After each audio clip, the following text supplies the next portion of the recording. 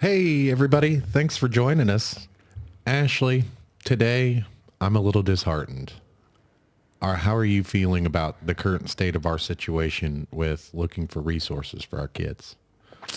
It pisses me off.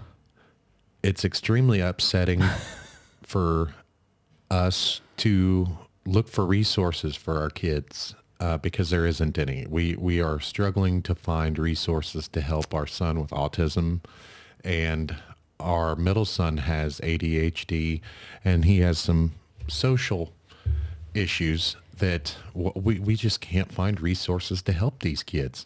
We can't find resources to help ourselves, it seems, either. And the problem is that everybody you talk to says, you gotta be an advocate. You just gotta keep. It's just gonna be a lot of work. Who the hell do we advocate to, Ashley? I'm running out of people to go to ask for help. Yeah, I get really frustrated hearing that it's a lot of work. Why? Why does it have to be so much work to get your kids the help that they deserve and need?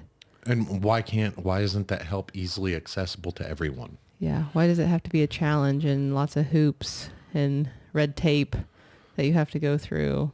And, one of the issues that I didn't have a whole lot of when we were dealing with these issues with our oldest son, one of the issues that we run into constantly now is the insurance issues and the financial aspect of it. We've offered to pay cash. Yeah. It almost pays to be poor. Right. We see not to say that we're financially off, but right. Yeah. Well, we're just barely above the poverty line, I'll be honest with you, with our family size, but we do financially fine with the amount of money that we have. We just make it work. But what the struggles that we run into with resources and finding different help for different mental health issues that we run into, or sometimes even physical health. Mm-hmm. The issues that we're running into on the financial aspect is they either take insurance, but we don't meet the financial guidelines as far as poor, or like a sliding scale. Right. There's been situation. some incidents where we didn't have enough income and to use the programs and services. Mm-hmm. And there's a lot of programs out there that said they didn't even accept insurance. It was like a Medicaid only. Right. And it's like I will pay cash before services if that's what you need, but we don't have any word that we can go to pay cash. Yeah, and then the other thing is that every place has a waiting list. I mean, like I've called places that have waiting lists from months to years, and so why would I be put on a waiting list for years? Why isn't there, if there's a need, why isn't somebody filling that need? Yeah. Like if there's money to be made, why isn't there people making it? Yeah. Like why aren't we looking into like, okay, if we have 50 kids on this waiting list and our waiting list is a 2-year waiting list, how do we get it down to 6 months? Right. Or even if you got a 2-year waiting list, how do we cut it in half? Yeah.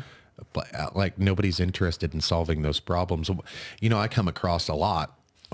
Some of the issues I come across a lot is nobody knows how to actually do their jobs. Yeah. Like they lied to get their jobs. Well, and I feel like these places that you're supposed to reach out to for resources are less than helpful. So these places know nothing about your child, and they try to act like they do. And then I feel like they should be the ones that advocate for your child, but they're telling you need to advocate for your child. And they're supposed to be the subject matter experts right. when it comes to your child's special needs. When we came to you, we were seeking out resources, and we were coming to ask for help. But then we're supposed to do all the work. Yeah. And like, in Rocket's case, I feel like the most underpaid, underrecognized people, which are his teachers, are the ones that advocate for him the most out of all the people like we look for resources. Like his teachers coming to me saying, hey, I see that Rocket may need this. Like, I think this would help Rocket. Right. You know, like, why is the school having to like recognize that he has a need for occupational therapy or a social worker to come see him? Right. Because we've identified. Like, I'm not having to pull their teeth or reach out to them for those needs. Like, they see that he needs that. Well, I mean, we've reached out for occupational therapy, and then he's done like 6 weeks or so. He's 6 months of it. And then he met his goals, and then they were just done. Yeah. And I said, well, wait a minute. Like, is he just cured or what? Like, does he not like, need... autism doesn't go away. Right. He still has, like, okay, he met this goal. Let's set another goal, because he still needs help, you know? And it seems like, especially with Rocket, like, some of the behaviors that we're seeing with him now are getting progressively worse. Mm-hmm. And they're not, they're not bad behaviors. It's distracting behaviors for him. Yeah. It doesn't bother me any, repeating behaviors and thinking the same things over and over again. And like we've reached out for help multiple times to different organizations. One of the organizations that we reached out to, I thought, was a place for treatment.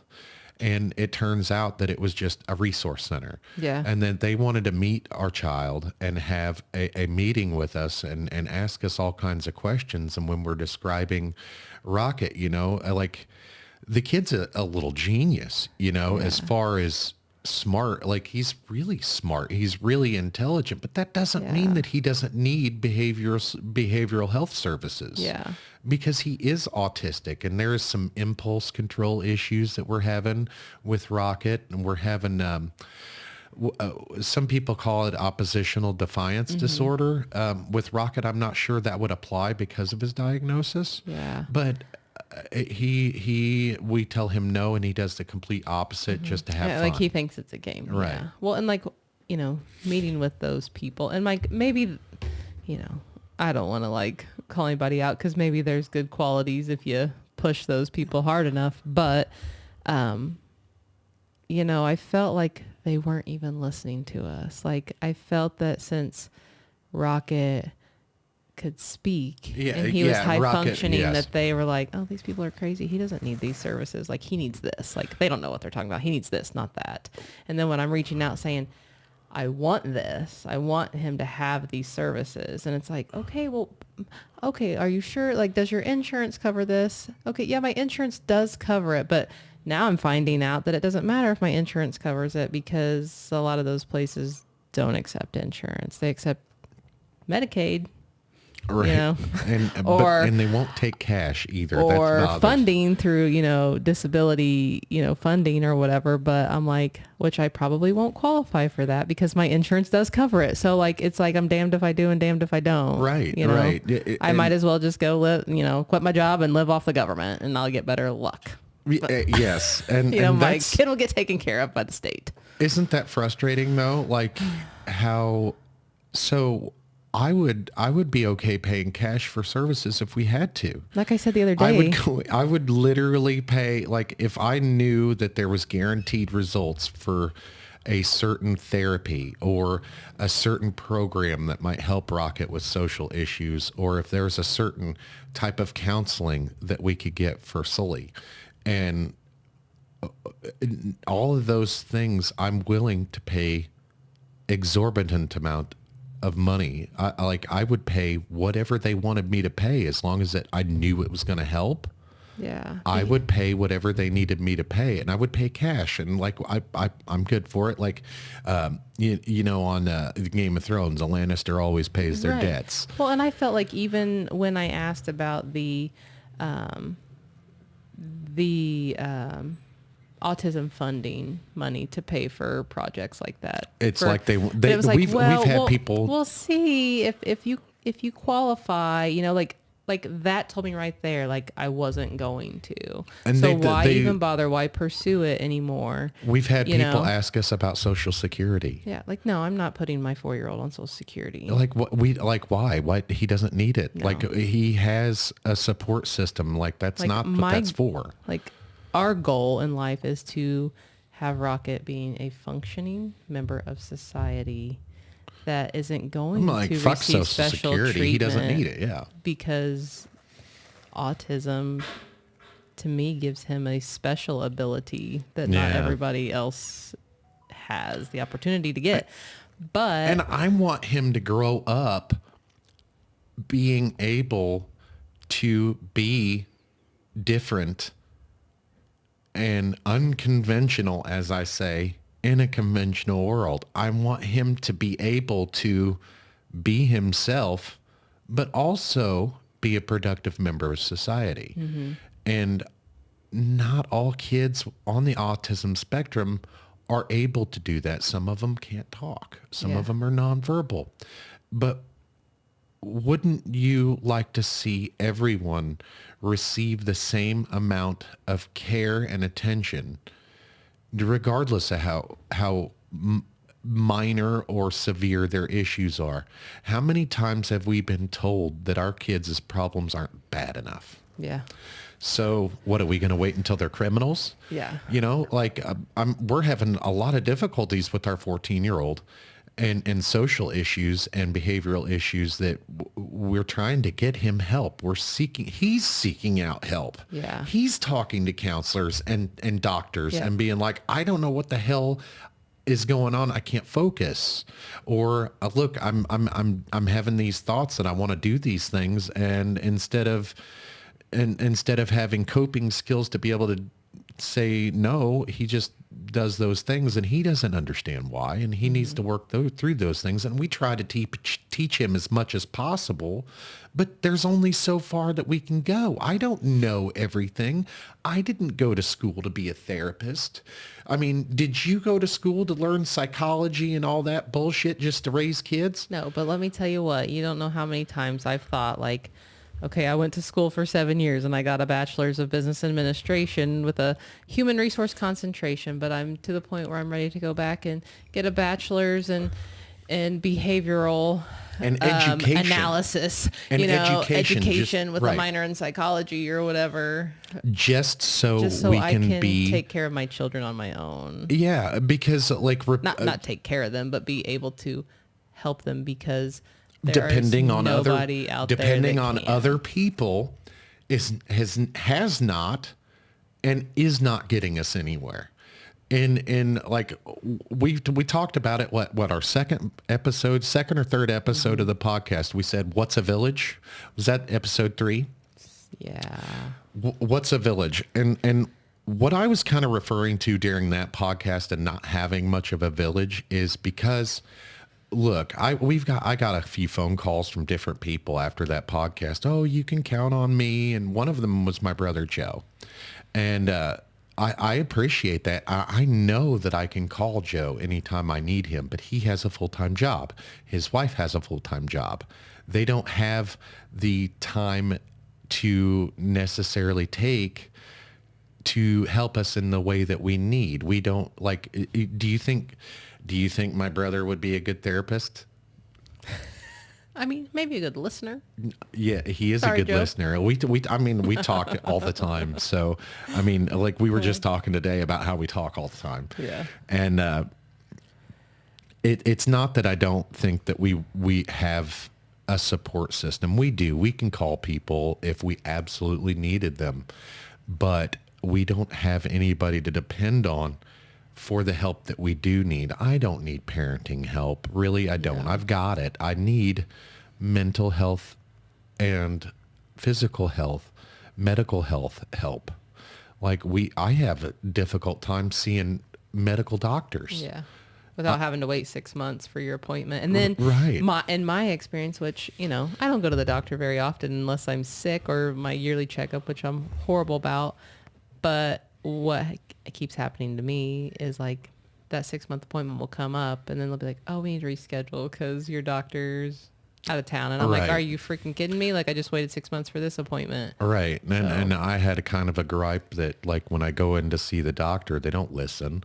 They don't care, and I'm like, I can't really say that about my doctor because like she spends like forever. Well, the day that I bitched about that, they found a lump in my neck that had been there for God knows how long. Yeah. And how many doctors have I seen and they never found any lumps? No, nobody ever asked. No, I've been to several yearly checkups.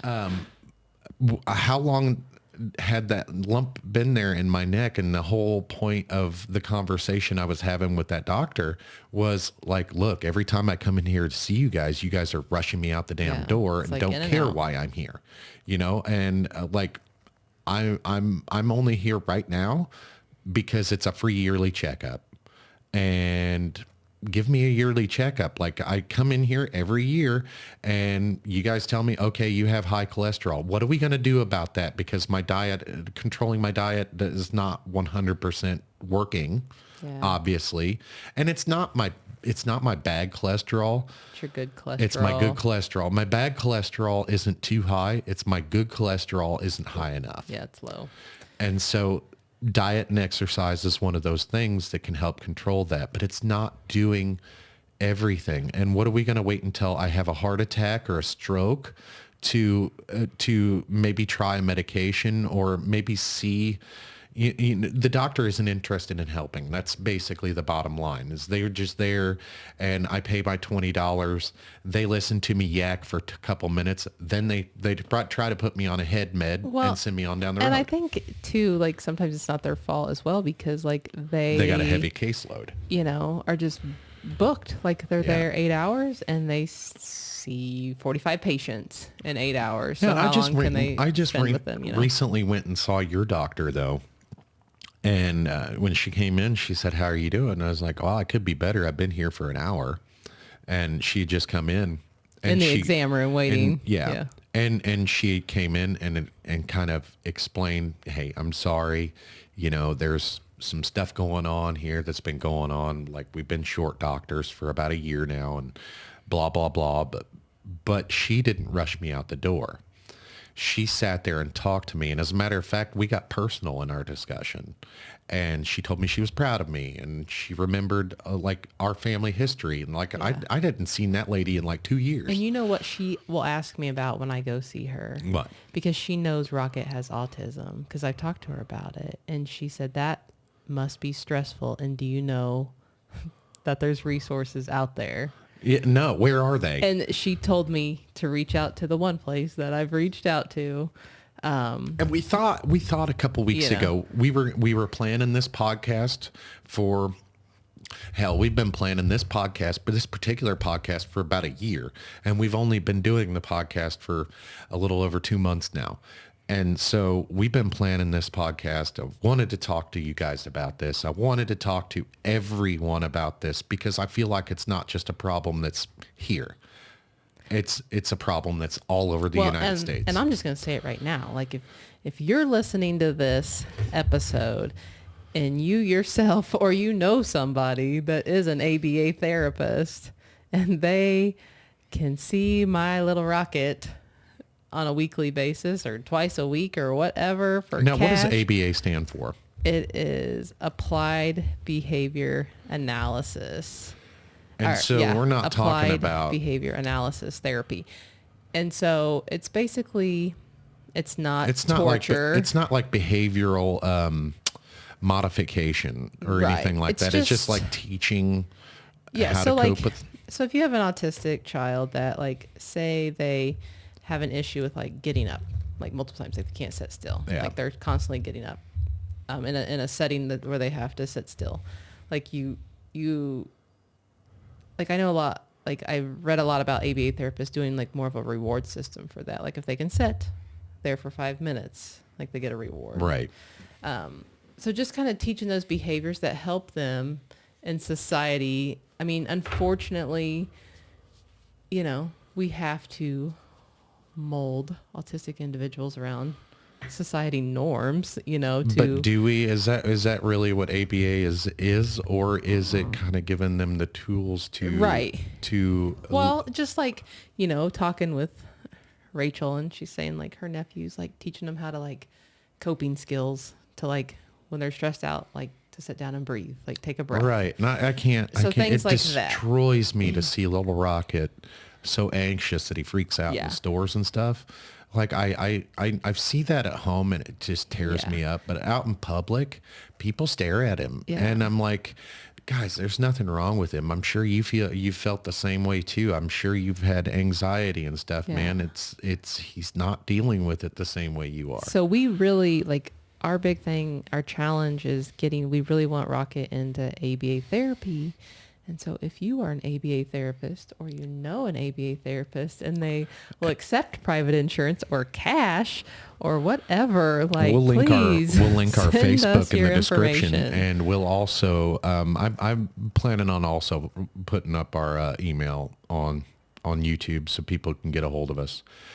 We might do like a secondary email so we're not clogging up our business email, but I think it would be advantageous for us to have like some kind of mail system to where people could reach out and I would absolutely love to, even if he's not in ABA therapy, if there's any ABA therapist out there that could maybe kind of give us some advice on some of the things that we can do to help Rocket to where he's not so anxious and destructive to his mental or his medical, you know what I mean? So he doesn't hurt himself or so he doesn't get so frustrated that he hurts somebody else. Yeah. You know what I mean? Because he's not to that point to where he like hurts other people or himself. But eventually he will be my size or bigger. Yeah. Like in fact, like at school, his teacher said he is quite the mediator at school because in his classroom, he's in a kids love her. He's in a special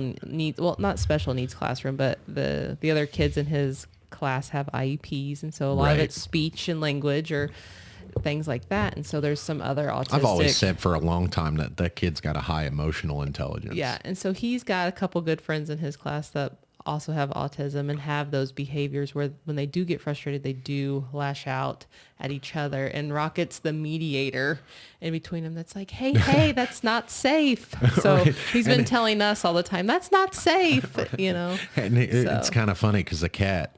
We bought a kitten a little while ago from the shelter, and it was mainly for like a therapy cat for me, and I need somebody to give me some love and attention every now and then when nobody's around because I spend a lot of time alone.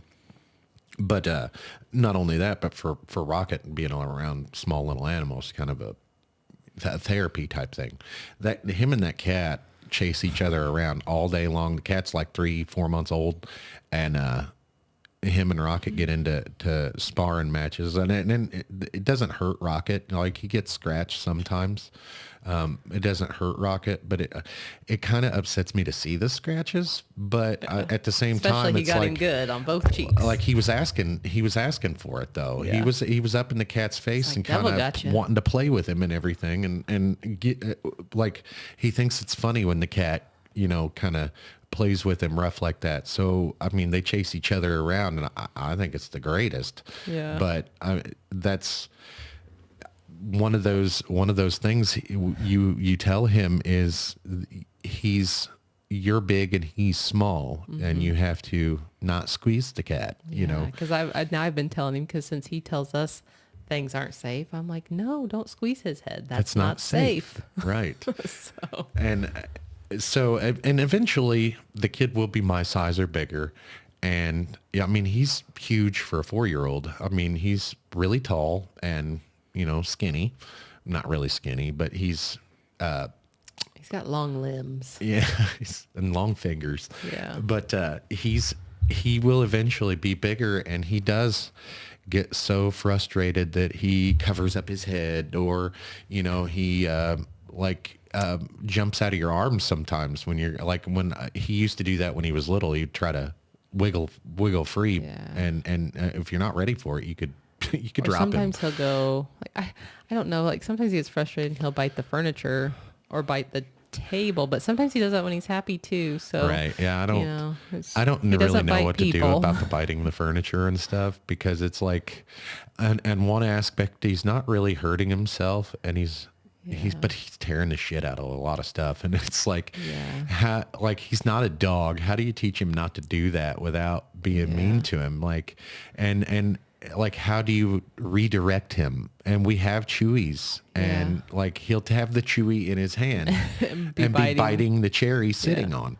And those are the type of things we need an ABA therapist for, is to kind of help us gain the knowledge to give him the tools. And so be it. If we have to be his biggest advocates, I just need to learn and there's a lot of shit you can't learn from YouTube. Well, there's a lot of stuff you can't learn just by Google. Well, and even now, like, he wants, like, even like his teacher said, like, Rocket sometimes just having a bad day and he wants hugs from everybody. Oh yeah. And so they said they can tell. I love it too. Yeah. Yeah. But he gets emotional sometimes, and not to bring up a sore subject or anything, but he misses mom a lot, and he has a separation anxiety, and I know that hurts you on a different level, but those are the days that I see that at school the most, as the days that he talks about mom and wants mom, and I don't. It is heartbreaking because, I can't give you mom, and mom would love to be here if she could, but and how do you tell a 5-year-old that, a 5-year-old? Maybe that's why the school asked us, like, hey, you can send pictures of your family. And that would be, we would do that we don't really take pictures of ourselves. We got so caught up in the rat race of doing shit. We forgot how to be a fucking family. Yeah.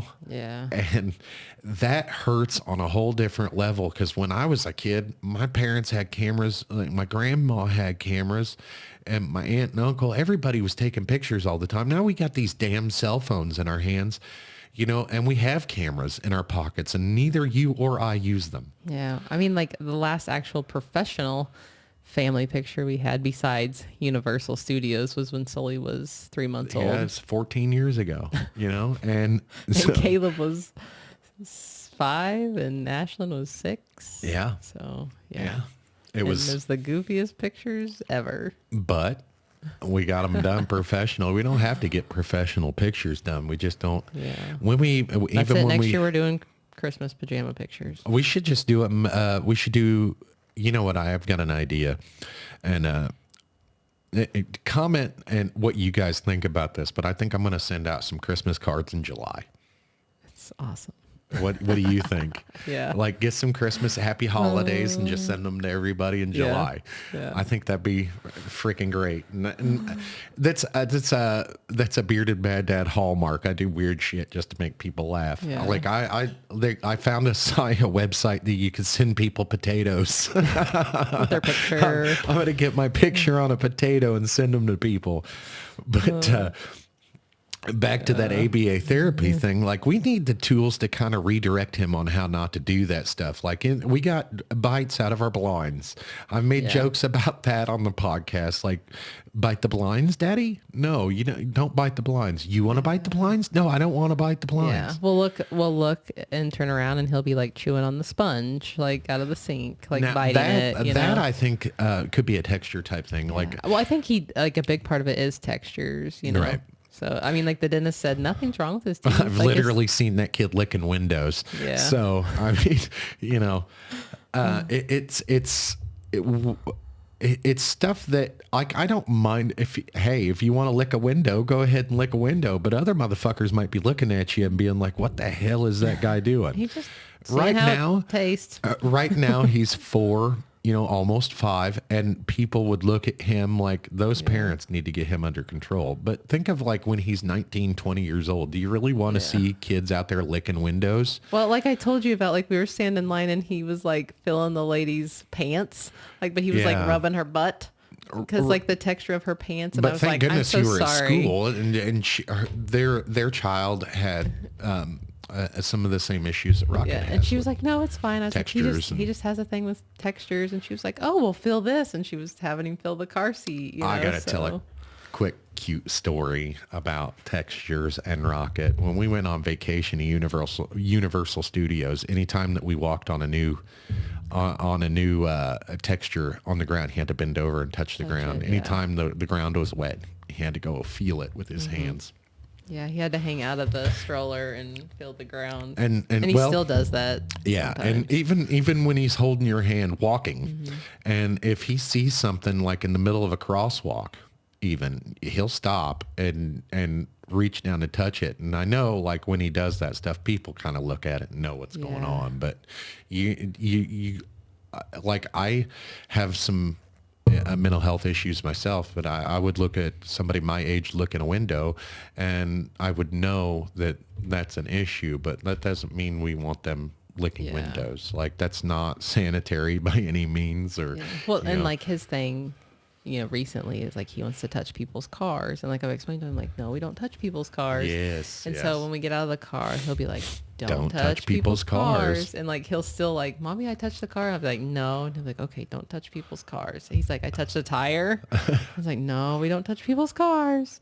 And so, that's cute. Yeah. But I just wanted to kind of share that little quick cute story about the textures and how he bends over and touches. But and resources and behavioral health and mental health, those are the big ones. Those are the big ones that we have a lot of. There's a hospital, a local hospital with medical doctors, and there's medical doctors running around everywhere. Medical help isn't hard to find in an emergency. Mental health help in an emergency is. Like, and like mental health help for adults is one thing. Mental health services for adults is a struggle, but mental health for kids, pediatrics, is really awful in our country. And not necessarily, like you were saying, in the country, not necessarily where we live. We live near Kansas City, and we've sought out resources and help in Kansas City, and it's even worse. Yeah, because there's so many kids down there. Like when I sought out some resources for Sully a few years ago, he was actually seeing a pediatric psychologist here in town, and then the guy, he had some health issues and he retired, so there was no pediatric psychiatrist in that office no more. That guy was an asshole too. I didn't care for him. Well, he was old. He was like 80. Well, but anyways, I went to, a well-known place in Kansas City, called them, and they said, well, he needs something more severe than ADHD for him to be seen at this clinic. And I'm like, what do you want him doing? Like murdering people? Like hurting himself? Like, what do you... And that was before... What point do you want it to get to before you seek help? That was before we started having the issues that we're currently having. Yeah. And the issues that we're currently having right now could qualify for those services. And which before, like, why did they have to wait to get that bad? Yeah. Like, why couldn't we cut that off at the pass? We were willing to pay money for it. We were willing to pay whatever we had to pay. We were willing to jump through the hoops that we had to jump through. We were willing to go see the people that we had to go see. We were willing to take those drives hours away every week. We were willing to put in the work, and we couldn't find help anywhere. Yeah. Now we've got issues that are so bad, and it's even worse than it was before finding resources, because the help that was available then is not here now. Yeah. And now I'm taking him to a place that mostly treats criminals and homeless drug population, addicts. drug addicts. Right. Low income. We basically have to take him to a county, what amounts to a county hospital in Los Angeles. Yeah. I've seen places in movies that are not. I've seen like the place is ridiculous. I like it. It reminds me of a mental hospital, like back in the day, how you used to see, like the white lab coat people and the orderlies and the people in the straitjackets and shit. That's what it reminds me of. And then these people are out walking around with your damn kids. Yeah, it's like there's awful. nothing like you've taken Rocket to this place, and haven't you had to take Rocket in there? No. Well, okay. Well, regardless, you still have to I take wouldn't- Sully in there, I and he's a wouldn't take child, Rocket in and there. they ask all kinds of personal questions. Yeah, the at last the time we front went, desk. they sat out in the waiting room with this lady and asked her all these personal questions, and she's asking them like, "Can we go somewhere private? Yeah. Because like this is like personal." And the lady's like, "Oh no, we're just trying to get prepared for the nurse." Like she asked her twice, and she still sat out in this area and asked her these questions like, "Oh, this is just a normal thing, like to share your business with everybody." And like the place is dirty, like it's just really terrible that's how the mental health population is treated, like, and I'm sure just not our city. Right. I mean, because I know that's the majority of the issue in the city for our homeless population is it's a mental health issue. Mental health and drugs And that's- and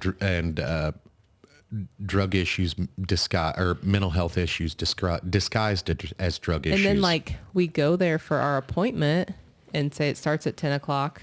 We're not even seen by the nurse until 10:30, and we're not back to see the actual doctor until 11. Right. So we've been waiting there for an hour. Meanwhile, I got and we understand that you have to take individual, maybe you have to take a little extra time with a patient because they're having an issue. I get that. But are you consistently do this every week? You book me in, or not every week, because it's, how hard is it to get a weekly well, and appointment? that reminds Like, me, I got that's to call impossible. them or either find him a different doctor, because the doctor themselves doesn't even schedule the appointment. She'll say, "Oh, we want to see you in 4 weeks," but she doesn't tell anybody that you're responsible to call back and schedule that appointment Right. Where it used to makes be, no you make sense that appointment before you leave. whatsoever. You know. But it's frustrating to me because here I am watching my kids slowly decline, and there's not a fucking thing I can do about it. I feel like it's helpless and hopeless. I feel like sometimes I feel like a bad parent, not just the bearded bad dad, because I look at myself as a good dad most of the time, but I feel like I'm letting them down because I can't get them help. Like Sully is almost 15 now. He will be an adult in 3 years. Yeah. I feel like he doesn't know how to do anything. He doesn't know how to, and it's not like for a lack of teaching him. We've tried. And I think he just has so much going on up here, right, that he can't keep things straight in his attention to focus. Because like sometimes I'm talking to him on the way to school, I was like, "Hey, like today we need to really focus on social studies, and he'll be like, "Hey mom, like you think if 9 Inch Nails starts touring, like we can go see one of their concerts?" And I'm like, "Sully, did you hear what I said?" And he was like, "Yeah, I know, but like I just really want to go see 9 Inch Nails in concert." Like that was this morning's conversation. Which is really cool that he's interested in that kind of music. And I'm like, "Sully, I need you to focus on what I'm saying." He's like, "Mom, I heard you. I just want to tell you that I want to go see 9 Inch Nails." And this world ain't built for people like Sully, Like, the kid is awesome. Like, don't you think that it would be advantageous for the world to just accept Sully for who he is and let him be who he wants to be? Yeah. I have that kid's going to make plenty of money. He's going to make a living, but he's going to have to buckle down. And I think that as an adult, he'll grow out of some of the issues that he's having now, but he needs to be able to cope with them at the present time. And he sometimes doesn't understand why I get upset. Even as I'm explaining it to him, I'm like, "Listen, I'm irritated. It's not you, it's me," stuff like that. And I'm like, don't take it personal. I just need a minute, Yeah. Well, and like sometimes I feel like I'm so focused on like him and Rocket's mental health that you forget about all of the other shit. Forget about everything else. And Yeah. like, okay, maybe if like I took care of my own mental health, like I could help them better with their mental Right. health, And the same goes but then, for like, me. it's If just I like helped, a vicious cycle. if I sought out more resources for myself, maybe I can help them a little bit better. But I can't find resources for myself, Ashley. Yeah. Like, The place that I have to go is the same place that you're taking Sully. And you know what they're going to give me? They're going to give me a bunch of pills because none of them are as smart as me. Yeah. And how the fuck does that happen? I've got an 8th grade education, ladies and gentlemen. I didn't graduate high school. I fucked off from the 9th grade on. I don't have an education. I got my GED, the good enough degree, aced that test. Don't know how. I didn't cheat, but I got great grades, but I still don't have any formal education. How am I going to go into a therapist's office that's been college educated and they just agree with everything I'm saying? Like, okay, well, well, it sounds like you got a good head on your shoulder. No, like I'm going nuts. Yeah. Well, I think it would depend on the therapist. Some therapists are like that, but some are like assholes. I don't have any asshole therapists that I've ever ran into. I've run into a bunch of people that just seem like they're not qualified for their job. It just seems like they're not qualified to talk to me because like I did an ADHD test I was like, hey, do you want me to answer these honestly? How the test wants me to answer them, or do you want me to answer them correctly? Like, there's 2 different answers I can put on this damn test. I can give you the answer that you're looking for, or I can give you how I feel. It's going to give you 2 different results. And she's like, just write how you feel. And I'm okay. Well, and I think you went to the wrong person for that test, to be honest. Maybe, but it was a standardized test that they give everybody. And when they're calculating tests and answers and all that, she had nothing to do with that. She just entered the information into a computer. And you know what the computer said? Inconclusive. What does that even fucking mean? It probably like we don't know. It's got to be, because I think completely different than everybody I know. And I look at people like learning, for instance. I love learning. Like, why do people, and that sounds weird because I just talked about how uneducated I am.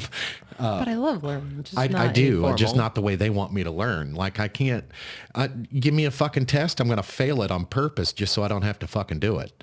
And that's just the bottom line. And I see a lot of kids doing that. And I know my kids do it. I was like, yeah, I see them doing it. And that's how I correct their behavior. And you're like, how the hell do you, like, it's like you got eyes in the back of the head. No, Ashley, I just remember what it was like to be a 14-year-old kid. That's all. I know exactly what's going on and I know what they're doing. And you know how I know? Because I did it too. Yeah.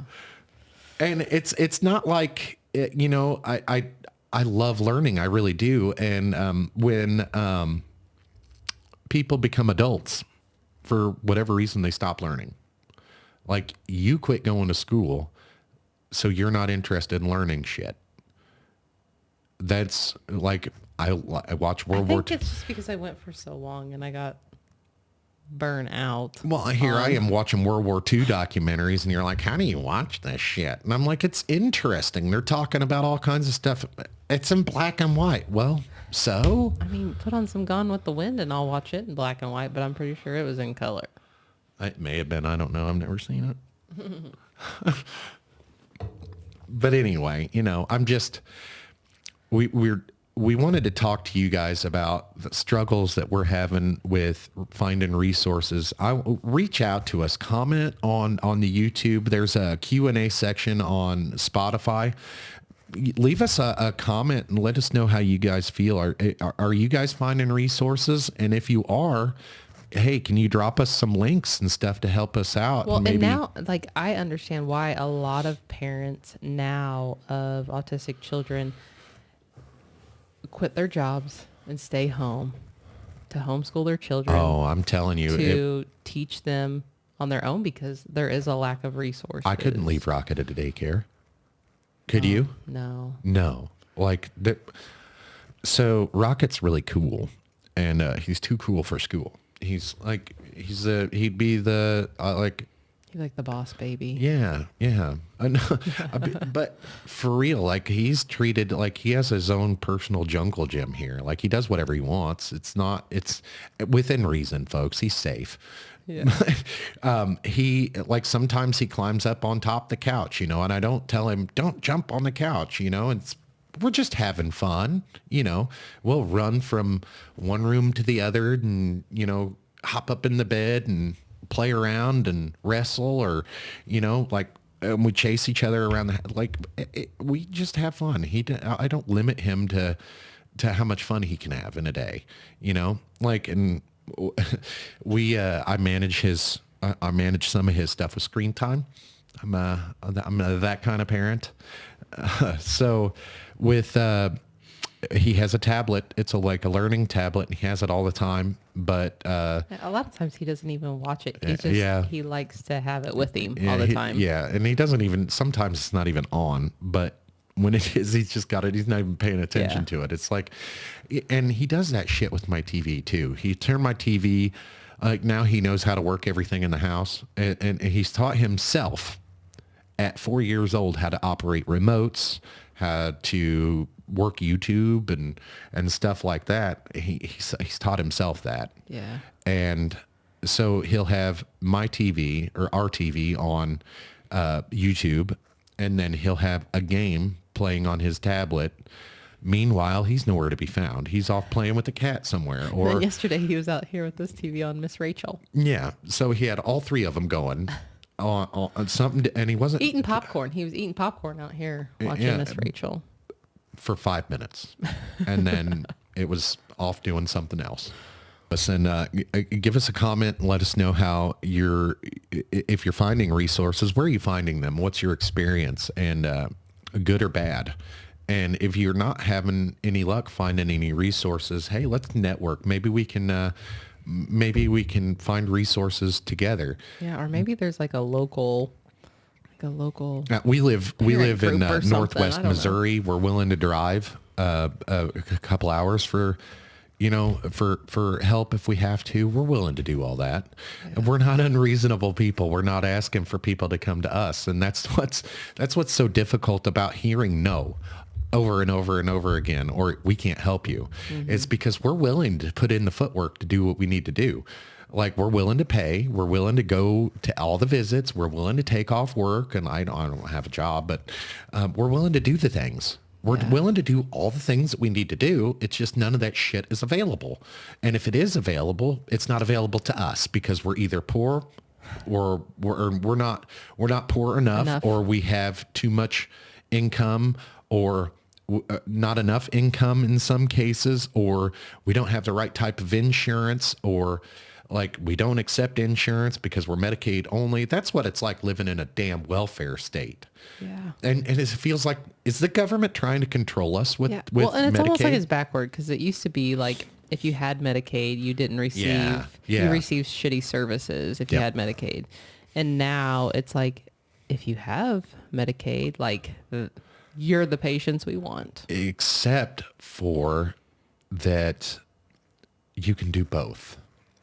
You can cater to both clientele simultaneously if you try hard enough. If you like, I'll just be honest about it. If you're interested in making money and only making money, this is what happens. A bunch of people get into it for the money, and they end up finding out that there is no money in it because, well, we're all just a little sick. Yeah. And you don't want to know what else really sucks right now? Like, Sully just got medicine changed. Can't even get his medicine. Yeah. And that, like, it's all coming from fucking China. Like, yeah. Like, why are we still outsourcing drugs like that? Because we don't have enough drug shortages, or we don't have enough overdoses. There's chemicals illegally being brought into the country, and illegal drugs being just dropped off. Like, I could go out right now and it would be no trouble to get some meth laced with fentanyl. I probably could get that a lot easier than I can get a mental health appointment. Right, yeah. I could probably find heroin a lot easier than it would be to find a damn doctor. Let's just say I've got some severe back issues. I run into a lot of trouble with people not wanting to help. Like, they throw their pills at me. I don't want your pills. I don't need your pills. I smoke enough pot to kill a rhino. I don't want your pills. I need to know how to fix myself. Or let's fix the problem, not mask it. right. And so, Ashley, I went and saw a bunch of doctors when I was in my 20s. I had a lot of severe back issues. You know what I've been doing for the last 2 years? It seems to be helping. Core muscle exercises. Wouldn't that have been something simple for somebody to tell me 12 years ago? Like, hey, fat ass, you need to do some core muscle exercises so your back can carry your weight. Or, hey, biggin, listen, you're going to need to strengthen up them back muscles. You know, you're going to have to do some yoga. Well, I think that's what that one doctor was trying to do that almost killed you. You know, that was calling you, make sure you were doing them like 12 times a day. Right. Yeah. He's like, and he did tell me, I think that I needed to strengthen up my core muscles. But at that point I I couldn't move. Yeah. And, I've been doing that the last couple of years. It seems to be helping. And, I didn't need any doctors for that. You know where I got that? Google. How to make my back feel better. And I'm like, well, let's try it. You know, I've tried just about everything else. It can't hurt. And lo and behold, you know, I get down on the floor, you know, on my back, and I put my knees, you know, like my feet, the heels of my feet all the way up against my butt. And I put my arms straight on the floor, and I lift my, I think they call those pelvic thrusts. I do those, and I hold at the top. It kind of looks freaking weird. So I do it when nobody's around, or I do it in places like nobody can see me. And because I'm sure it looks funny as hell. So I'm not watching the camera from work. Like, well, I don't really care. I don't really care if you see me. It's the boys, you know. I don't want Caleb to make fun of me, you know. Right. But I've been doing a lot of that stuff, and it seems to be helping. So why not? You know, why shove your pills at me? You know, and with mental health, like, I think I'm past medication. I think that I have enough knowledge not to need it. Like, I have to cope without medications, and I have an emergency use medication that I have in case of a panic attack, but I'm almost medication averse nowadays because of the side effects and the things that I've seen my boys go through, and the things that I've seen my mom went through a lot of mental health stuff, and medications didn't help. They just masked the issue to where we didn't actually deal with it. And I think I think that like, my 14-year-old son is on medications that he doesn't need to please people that don't care about him. What do we need public school for? Like, if they're not going to teach him anything, what do we need it for? Why does my kid have to go if you're not going to fucking teach him anything? And if you're not going to, if you are going to teach him, stop teaching him the wrong things. Okay. Like, cursive writing. Where did that go? Okay. With cursive writing went penmanship. Why can none of our kids write, Ashley? That makes me upset. It infuriates me to watch my oldest son sign his name, because he doesn't sign his name. It's like leaving a mark. Yeah. And no matter what I do, I can't teach it out of him. No. And it's rough to see that kind of stuff. What do you do? I have no idea. Maybe one day they'll change it to just be, you know, what kids are interested in, and send them down that path. I don't think that's the idea either. Like what are they good at? You know, I think I've had this idea for a long time about public education. If they're really going to revamp it, maybe we should start out grade school. You know, like, you want them in there pretty young or whatever, but why don't you start giving them a battery of aptitude tests from the very first moment they start school, and just keep them going throughout their school career. Find out what they need to work on, find out what they don't need to work on their critical thinking skills, and just not doing what they're told. Into them why you want something done. You can't just tell them do this because I say so. You have to explain to them why, and that's not the public school is like, I need you to learn this. I'm not going to tell you why, but when I was just paper. Right. I was just talking about World War II documentaries and stuff. I didn't learn any of that shit in school. And listen, I went through my junior year. I didn't just not go to school. I have an 8th grade education because that's the last grade I successfully passed. I did not pass any classes. I passed 1 or 2 classes my freshman year, electives. I passed 1 class my sophomore year, elective. And I passed no classes my junior year. I got kicked out. So I really have no formal education past the 8th grade. But if they gave kids a battery of aptitude tests and placed them where they're good at and what they need to know, that would be successful. But watching World War II documentaries, it really brought to the forefront how much shit I wasn't told, how much stuff they never taught us. And then not just about World War II, it's about other things too. They just glance over it and oh, that's not important. Right. Well, I think it is important because, well, look, we're repeating behaviors all over again. What started World War I started World War II, and it is happening again. Like, when are we ever going to learn? Like, if you fucking teach people why we don't do certain things, maybe we wouldn't do those things. Yeah. And not just don't do that, Because I said so. Right. Like, at the heart of it all, I think we could all just care about one another a little bit more than we do. Public education is just a place where kids are forced to go. I saw on one of the dad groups on Facebook that this gentleman was having issues with his, I can't remember how old he was, but he was in the 3rd grade. So he was like 9 or something. And so he was having difficulties getting his son to want to go to school. And his son said, "Dad, it's like a prison for kids." And is that not exactly what the fuck it is? Yeah. And what is the workplace in 2024? Is it not a prison for people?